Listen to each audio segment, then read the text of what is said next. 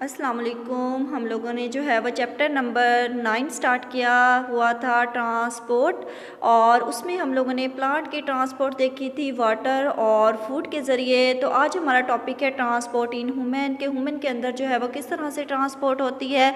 सबसे पहले है कि ट्रांसपोर्ट जो है वो ब्लड के ज़रिए सर्कुलेटरी सिस्टम होता है। ह्यूमन के अंदर ब्लड सर्कुलेटरी सिस्टम होगा, उसमें ब्लड भी होगा, हार्ट भी होगा, ब्लड वेसल्स भी होंगी जो कि ब्लड को जो है वो सर्कुलेट करवाएंगी पूरी बॉडी के अंदर।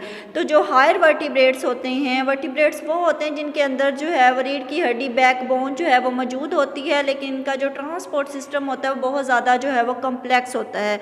हमारे अंदर दो तरह के सिस्टम सर्कुलेशन सिस्टम होता है जो ब्लड को पूरी बॉडी में सर्कुलेट करवाता है। और लिम्फेटिक सिस्टम होता है, यानी वेसल्स का, नालियों का जो है वो जाल होता है ह्यूमन बॉडी में। क्लोज सर्कुलेटरी सिस्टम ऐसा सिस्टम होता है जो वर्टिब्रेट्स के अंदर होता है, जिनके अंदर रीढ़ की हड्डी मौजूद होती है, जैसे कि ह्यूमन, इसमें क्लोज सर्कुलेटरी सिस्टम होगा। क्लोज सर्कुलेटरी सिस्टम एक ऐसा सिस्टम होता है कि blood never leaves the network of arteries, veins and capillaries, के ब्लड कभी भी जो है वो आर्टरीज, वीन्स और कैपिलरीज के जाल से बाहर नहीं निकलता, क्योंकि क्लोज्ड होता है, बंद होता है सर्कुलेटरी सिस्टम। अब आर्टरीज क्या होती हैं? आर्टरीज ऐसी वेसल्स होती हैं जो कि ब्लड को हार्ट से लंग्स में लेके जाती है, और वेन्स क्या करती हैं? लंग्स से वापस हार्ट की तरफ लेके आती हैं। और कैपिलरीज जो है ये नेटवर्क होता है, जाल होता है आर्टरीज और वेन्स का। ओपन सर्कुलेटरी सिस्टम इनवर्टिब्रेट्स के अंदर होता है, वो जिनके अंदर रीढ़ की हड्डी नहीं होती, जैसे कि आर्थ्रोपोड्स होते हैं, कीड़े मकोड़े होते हैं, इनमें ओपन सर्कुलेटरी सिस्टम होता है। इंपॉर्टेंट क्वेश्चन है, component of blood circulatory system के, ब्लड सर्कुलेटरी सिस्टम के कौन से कंपोनेंट्स होते हैं, कौन से हिस्से होते हैं?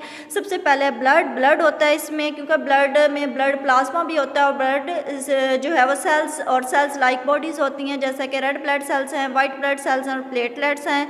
हार्ट है, दिल है, यानी इसके ज़रिए ब्लड सर्कुलेट करता है। ब्लड वेसल्स हैं, आर्टरीज, वेन्स और कैपिलरीज, इनके ज़रिए जो है वो ब्लड सर्कुलेट करता है। अब ये जो रेड वाले हैं ये रेड ब्लड सेल्स हैं, और ये जो वाइट सा जो है वो राउंड शेप का बना हुआ है ये हमारे पास जो है वो वाइट ब्लड सेल्स हैं, और ये जो ऊपर है वाइट ब्लड सेल्स के ये प्लेटलेट्स हैं। तो ये इंसान के जो है वो ह्यूमन्स के ब्लड सेल्स होते हैं। ब्लड क्या होता है कि स्पेशलाइज्ड बॉडी फ्लूइड, ये जो है वह ख़ास किस्म का जो है वो बॉडी फ्लूइड होता है, क्योंकि ये कनेक्टिव टिश्यू होता है। जब ब्लड सर्कुलेट करता है तो ये बॉडी के बाकी हिस्सों को भी तो आपस में कनेक्ट करता है ना, जोड़ता है। और ब्लड जो है वो लिक्विड फॉर्म में होता है, इसमें ब्लड प्लाज्मा और ब्लड सेल्स मौजूद होते हैं। ब्लड प्लाज्मा ये होता है कि ब्लड के अंदर येलो कलर का जो मटीरियल होता है, इसके अलावा ब्लड सेल्स जैसा कि रेड ब्लड सेल्स हैं, वाइट ब्लड सेल्स हैं, प्लेटलेट्स जो हैं इसके अंदर मौजूद होती हैं। वेट क्या होता है? वज़न क्या होता है कि ब्लड जो है वो 1/12, यानी 1/12 जो है वो हमारी बॉडी का जो है वो हिस्सा होता है। जो अडल्ट होते हैं उनमें 5 लीटर जो है वो ब्लड मौजूद होता है। Ratio of blood plasma and blood cells के, ब्लड प्लाज्मा और ब्लड सेल्स की रेशो क्या होती है, मकदार क्या होती है? जो हेल्दी पर्सन होता है ना, जो सेहतमंद इंसान होता है, उसमें 55% प्लाज्मा होता है और 45% जो है वो सेल और सेल लाइक बॉडीज़ होती हैं। सेल और सेल लाइक बॉडीज़ कौन सी हैं? White blood cells, red blood cells और प्लेटलेट्स। ब्लड प्लाज्मा के अंदर कौन कौन से कंपोनेंट्स होते हैं? इसमें वाटर है, प्रोटीन है, साल्ट्स है, मेटाबोलाइट्स हैं और वेस्ट हैं। ये सारे के सारे जो है वो ब्लड प्लाज्मा के अंदर डिज़ोल्व होते हैं।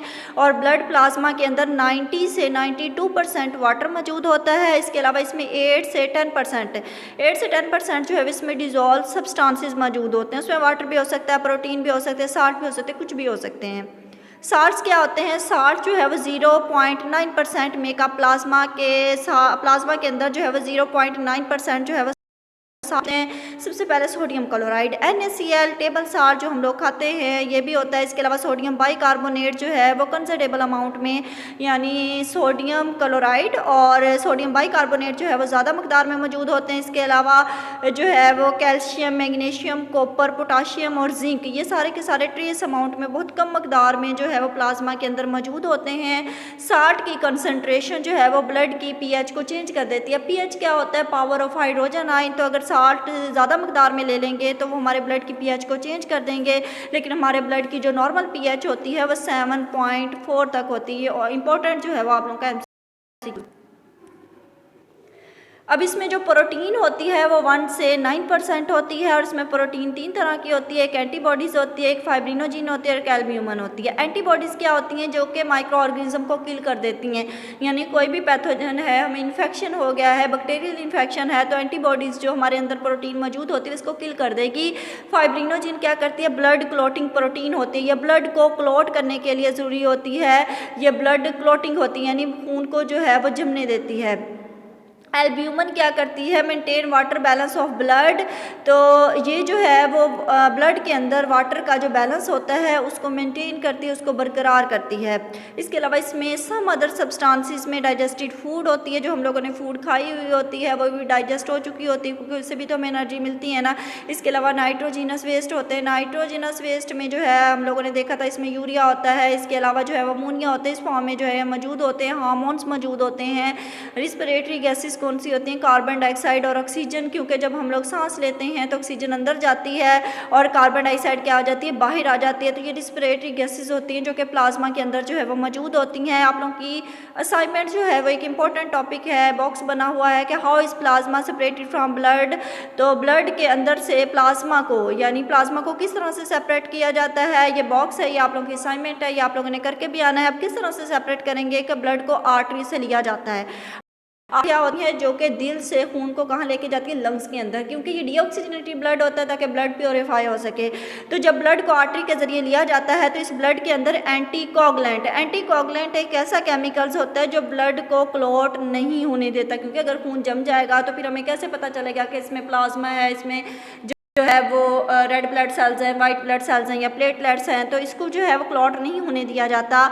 5 मिनट तक जो है वो इसको रखा जाता है, फिर इसको इसके अंदर मिक्स कर लिया जाता है। उसके बाद जो है ब्लड सेल जो है वो सेपरेट हो जाते हैं और नीचे बैठ जाते हैं। इस तरह से ब्लड से प्लाज्मा को जो है वो सेपरेट कर लिया जाता है। ये देखिए ये डायग्राम है और इसमें जो प्लाज्मा होता है देखिए 55% है और वाइट ब्लड सेल जो हैं या प्लेटलेट्स हैं वो 4% होती हैं और रेड ब्लड सेल जो है वो 41% होता है, यानी 55% प्लाज्मा होगा और 45% क्या होगा? सेल और सेल लाइक जो है वो बॉडीज़ होंगी। तो ये आप लोगों का आज का टॉपिक था, आप लोगों ने जो है ये करके आना है और असाइनमेंट भी बना के आनी है। थैंक यू, अल्लाह हाफिज़।